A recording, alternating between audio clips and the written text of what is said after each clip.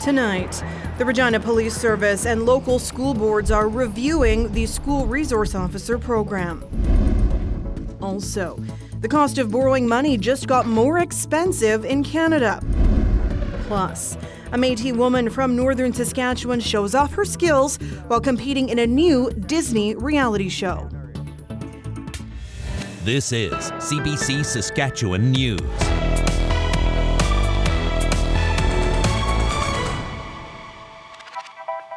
It is Wednesday, January 25th, and the CBC Saskatchewan News starts right now.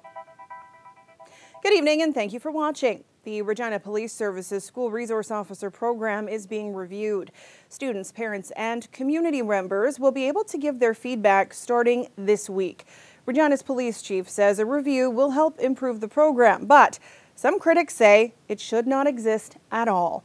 Adam Hunter has the details. The School Resource Officer program is 43 years old, and now a consulting firm has been hired by the school divisions to get feedback from the public about the program. Regina's police chief is welcoming the evaluation. What's working, what's not working, and what things need to be tweaked to make it better. We're constantly hearing positive feedback from school administrators and staff and students of schools, but I recognize that not everybody loves the program, and sometimes people don't feel safe having a police officer at their school. 14 officers cover all schools in the city. Bray says the resource officers play an important role in safety and working collaboratively with school staff. Someone is indicating behavior that might be destructive, could be harmful to other students, but the ability for those school resource officers, in conjunction with a lot of other partners, including teachers and administrators, to try and help that student and prevent anything from happening is something that has been, time and time again, has been a success story. But school resource officer programs are not universally loved. In 2020, some Regina students, parents, and community members called for the resource program to end. They say the presence of an officer is intimidating, especially for Indigenous, Black, and newcomer students. Over the last few years, many school divisions in Canada have gone through reviews of their programs, with some deciding to eliminate them. I'm not saying that reviews should be improved. I'm saying that reviews have a lot of problems, but reviews shouldn't be happening at all. That we should remove police from schools and choose other proven methods to create healthy and equitable schools. DaCosta co-authored a study on resource officers in Edmonton schools. He says issues like relationship building and promoting the police don't require an officer in the building. Using our children as a means to send a message that police are just like other people, I think that shouldn't be even something that school districts are considering as a goal. So what's the goal of that in relation to education? There's nothing there. It's a goal, it's a police institutional goal. Police Chief Evan Bray says he expects the review to be completed by the spring. The school divisions will decide on how to interpret the results. Adam Hunter, CBC News, Regina.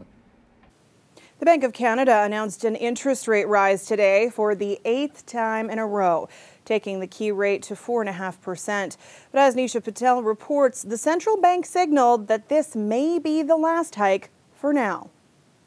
Another interest rate hike, but a new message. We've raised rates rapidly, and now it's time to pause. Bank of Canada Governor Tiff Macklem says soaring prices are coming under control, with a forecast that inflation will fall to 3% by the middle of this year. We are certainly seeing clear evidence, and that has reinforced our confidence that inflation's coming down. But look, we do have to be humble. There are a number of risks out there. So he warned that if inflation surges again, the central bank could hike further. For now, though, higher interest rates are having an impact.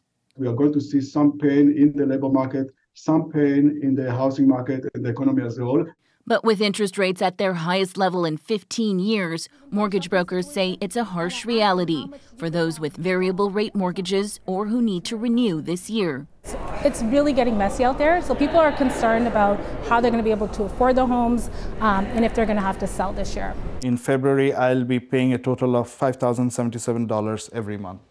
That's keeping Mesbah Matab up at night. Since buying a home with a variable rate mortgage in 2021, his payments have jumped $1,600. A lot of things had to be cut, sacrifices made in our lifestyle. So it's basically like I've taken a big pay cut. That's what I feel like. Mahtab's family has stopped eating out and taking holidays. He says he had planned for higher rates, just not this much this fast. And he's lost confidence in decision makers. I would rather pay $10 a bread and have a house and a job than, be jobless and houseless and bread comes back to $2. For now, he's taking it day by day. But if his finances get any worse, he'll be faced with some tough choices. So interest rates at these levels may be the new normal. And while hikes may be on pause for now, the Bank of Canada governor also said it's far too early to talk about interest rate cuts. Nisha Patel, CBC News, Toronto. The city of Saskatoon is looking for a private partner to operate a new downtown entertainment district. A new arena will be at the heart of the district, along with TCU Place. Councillors voted today to develop a competitive process to choose a private partner. Anyone interested will be able to bid on managing the new planned arena or TCU Place, or both. Council will make the final decision on how to move forward with arena construction once the money is secured. Most likely that will be later this year or in early 2024. In Regina, meanwhile, City Council is set to approve nearly $10 million of provincial and federal money for a series of infrastructure projects. Chief among them, $1 million to upgrade the site of the former Taylor Field Stadium. It was torn down just over 5 years ago, and the land has sat untouched ever since. The money would pay for servicing and land studies to see if it's a potential site for infill development. Prime Minister Justin Trudeau and his cabinet have wrapped up their 3-day retreat in Hamilton, Ontario. The session was dominated by the economy and healthcare. Today, the Prime Minister announced he has invited the premiers to Ottawa February 7th to talk about a new healthcare deal. He says this is a first step.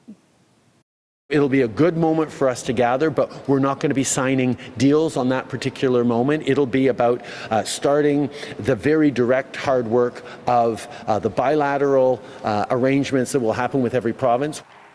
Trudeau says the federal government wants to move away from a one-size-fits-all approach to healthcare funding.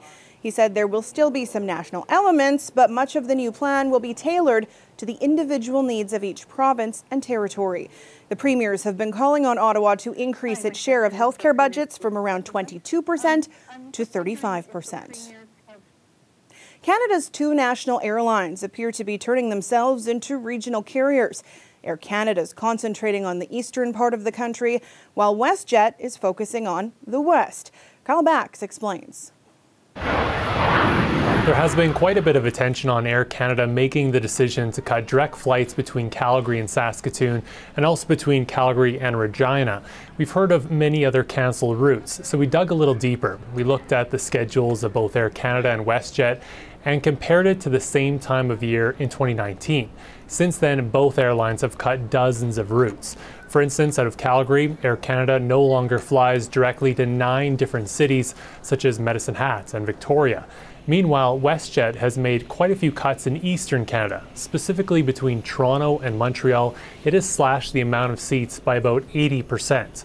The trend is pretty clear. WestJet prioritizing the prairies and Air Canada concentrating on the east, especially Toronto and Montreal. Part of the reason why is because of competition from smaller airlines. There are new entrants that have been launched, and some of the existing players are expanding. Experts say this strategy by Air Canada and WestJet helps fend off competition. The Canadian industry is growing by a number of players, but there is some moves afoot by the established carriers to kind of say, okay, we will create our own little fortresses and we'll manage those fortresses and we'll try to build our strength around those fortresses. That's one reason why Air Canada and WestJet are becoming a bit more regional. The other consideration is financial. The airlines are still carrying debt from the pandemic, and air travel hasn't fully recovered. So the airlines are trying to keep expenses in check as they compete for passengers. And that's why the 2 dominant players are focusing so much on their home turfs. Kyle Bax, CBC News, Calgary. A Cree baker is using her traditional knowledge to bring together a community of Indigenous and non-Indigenous people through a virtual event with the Regina Public Library. Jennifer Francis reports. Once your meatball is fully coated in flour, then you just drop it right into the broth. She was a finalist in the 3rd season of the CBC's Great Canadian Baking Show.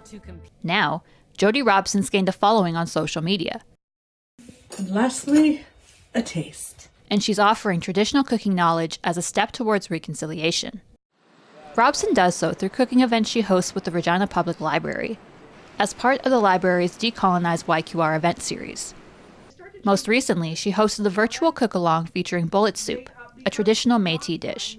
Bullet soup is that opportunity to reconnect during the harsh winter months and visit and just welcome the new year in with a good feeling. Robson says people often think that the name bullet has something to do with hunting. But, she says, bullet is simply the Métis word for meatball. Robson says her class offers a safe space for questions from anybody curious about her dishes or culture. There's no question stupid. Nobody's going to be upset, even if it's something that's very uncomfortable about Indigenous people. It's fine. I'll answer you as best as I can. Courtney Bates-Hardy says Decolonize YQR has held monthly events since 2019. They're really important for the community so that we can share Indigenous and Métis culture and history, and it's a way for people to really participate in reconciliation and just learn more about what they can do. Both women say events like Decolonize YQR are important because they help create a sense of community between Indigenous and non-Indigenous people. Robson says she hopes to see more events like this in the future, especially those not just focused on Indigenous culture. This, she says, helps create a better understanding of everybody's cultures and practices. Something, she says, is a true step towards reconciliation and decolonization. Jennifer Francis, CBC News, Regina. Well, it may be gray, but it's certainly warm enough out to be out and about moving, like this bunny. The sunshine is making its way back to us in a couple of days, but it comes with some colder temperatures too. Ethan has your forecast after the break. Stay with us.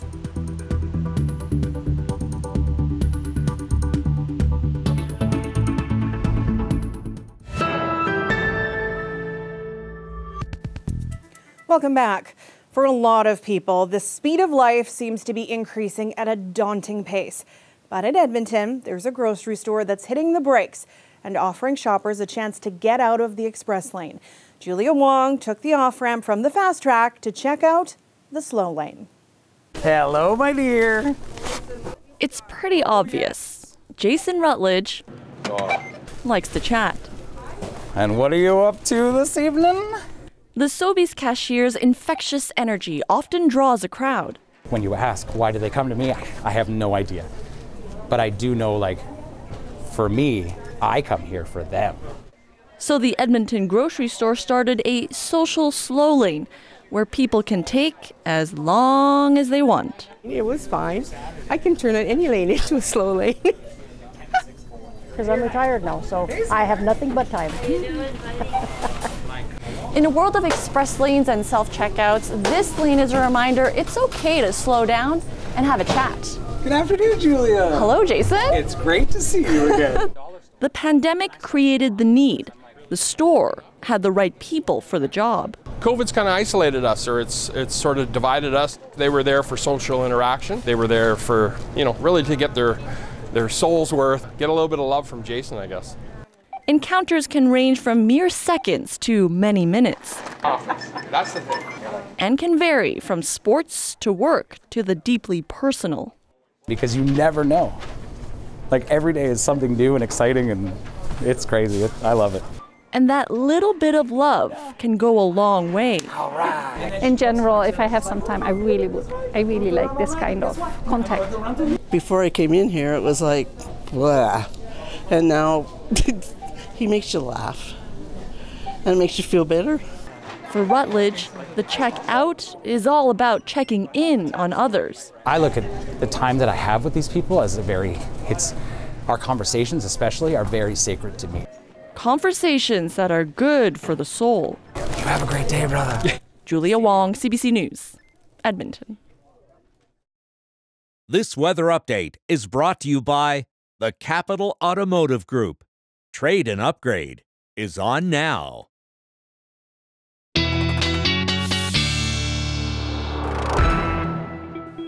And our weather specialist, Ethan Williams, joins me now. Are you a stop and chat guy, or are you a put your head down and get out guy? I'm a self-checkout kind of guy. Get in there, grab my stuff, and go, especially at those busy times. What about you? I am it depends on the day, to be honest. It depends on if it's in the morning or at night. If it's in the morning, I'm a little more chatty. That's right. There. Would you say the weather today is brought to you by the other letter S for sloppy? Yes, and I think S for snow, too. Maybe throw in a W for windy. Things about to get a little messy in our forecast, and we'll start now by taking a look outside at our temperatures. And still a bit of a divide. We do have that frontal boundary still in place. It's not called a stationary front for no reason. It really is hanging in there, and it's attached, of course, to that low pressure system, which is going to be moving our way, bumping up temperatures, but making things quite messy over the next 24 hours or so. Things really get going right after midnight tonight. We're going to see snow in the north, some mixed precipitation making its way into west central and southwestern Saskatchewan. The system really picks up steam as we get into your morning commute tomorrow. I think the majority of the north of the province, maybe save for the Meadow Lake area, will see mostly snowfall, mixed precipitation through south central portions of the province, and then it's mostly rain in the west through the days. Your temperatures will be warm enough. You'll be in that warm sector of the low pressure system. And then really it's out of here by the time we get to the dinner hour tomorrow. But that cold front will be dropping through. On the backside of it, still some snow flurries and possibly some freezing rain on the other side of it in the warm sector. And then getting into Friday, temperatures going to be much cooler. Still some lingering cloud cover in southern sections. Cold air behind this, clearing out the north. This system looks a little bit menacing in Alberta, but it has a southerly flow to it for the most part, so it will not be moving in our direction and will be dropping southward into the United States. So only a one-punch system instead of a 1-2 punch.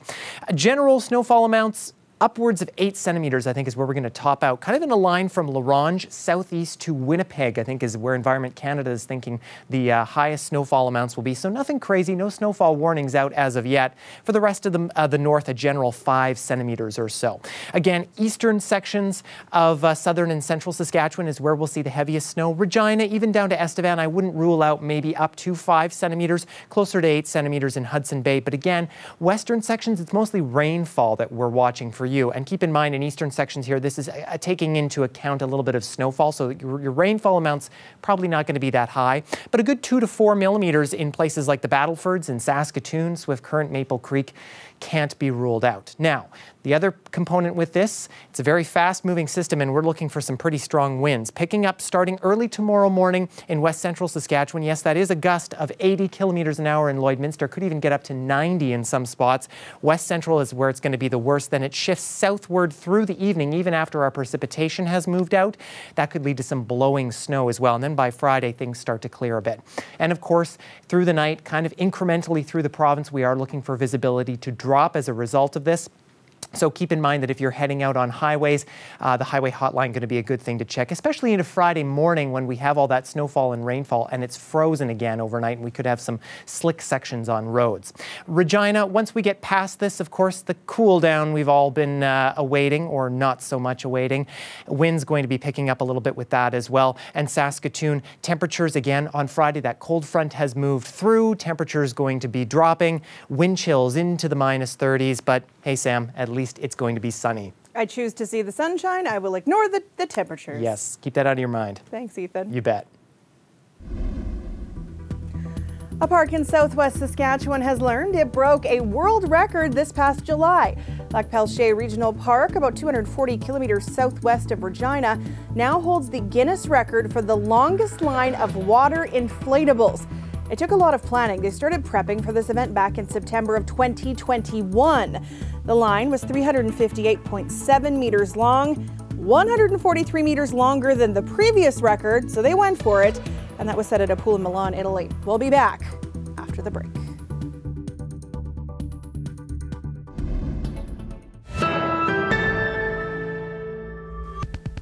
A Métis woman from northern Saskatchewan recently seized a unique opportunity to compete in a now streaming Disney reality show. Chef vs. Wild pairs a survivalist with a chef and drops them into the BC wilderness. And together, they're expected to create a 5-star meal using foraged ingredients. We caught up with Jordan Burnoff to learn more about bringing foraging and fine dining together. We got there, we had to, first things first, build a fire. Try to stay warm, keep that fire going, try to find dry wood and all our materials to build a shelter. So fire, shelter were the first things. We were out there for 5 days in total, no food. We had very limited supplies, but the main thing was the rain.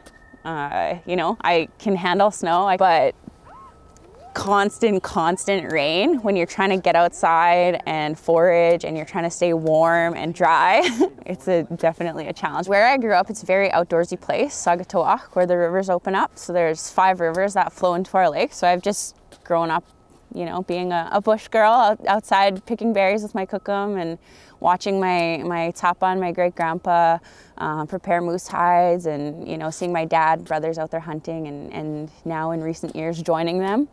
So I think that was a big advantage. It's just that, you know, it's a part of your lifestyle. It's not necessarily like you're a survivalist. These are your skills. Like it's just who we are, right? I like fishing. We have a few common fish that we catch, but this was a whole different ball game. Like we had oysters, there was uni, there was, you know, all sorts of shellfish and crab. The piece on the oyster is kind of the highlight of the episode. It was unfortunate for one contestant, I'll say.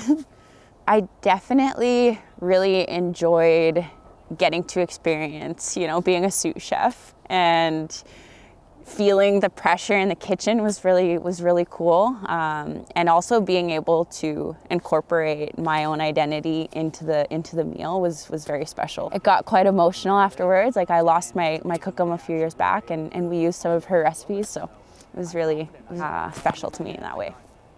I think she probably is very proud, knowing that, you know, the impact of, you know, just something so simple as providing food for us to fill our bellies has like now created, you know, an opportunity for me and an opportunity for other people to kind of learn a little bit about Indigenous culture, and that, you know, food is a very key component, and not just for Indigenous people, but everywhere.